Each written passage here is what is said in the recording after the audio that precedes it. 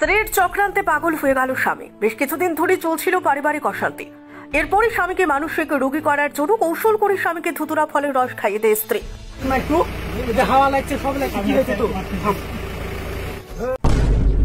কি রে, আর যে কি কি দেখতে হবে। হ্যাঁ, নিজের স্ত্রী ধুতুরার বিচি খাওয়াই দিল। হ্যাঁ, নিজের স্বামীটাকে। মানে আমাদের ইয়ং জেনারেশনের শান্তি নাই রে, কোনো দিকেও শান্তি নাই। এদিকে তো প্রথমে নানি মামু এগুলো তো মানে বড় বড় বংশ হয়ে তো কোনো শান্তি নাই। উপর থেকে ভাবলাম যে বিয়ে করে একটা শ্বশুর বাড়িতে ভালো মানে আদর যত্ন পাবো, মোটা টোটা হবো। নাই, ওগুলো আশা আর নাই। কি বলবো, মানে ধুতুরার বিচি দিয়ে একদম খাওয়া, একদম স্বামীকে পাগলের চেষ্টা। কি সমাজ এখন, মানে কি বলবো, কি যে চাইছিল স্বামীর কাছে তার স্ত্রী, কিন্তু কিছুই ব্যাপারটা বুঝতে পারছি না। এরকম একদম পাগলের মতো একদম পুরো হসপিটাল এমার্জেন্সি, মানে কি বলবো। হ্যাঁ,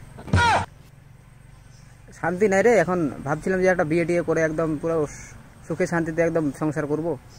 না না, ওই আশা আর নাই, সব শেষ। বিয়ে টিয়ে একদম মানে কি বলবো, এরকম কিছু দেখার পরে আর বিয়ের কোনো ইচ্ছা থাকে? বিয়ে নামে শব্দটাই আজ থেকে শেষ আমার জীবনে।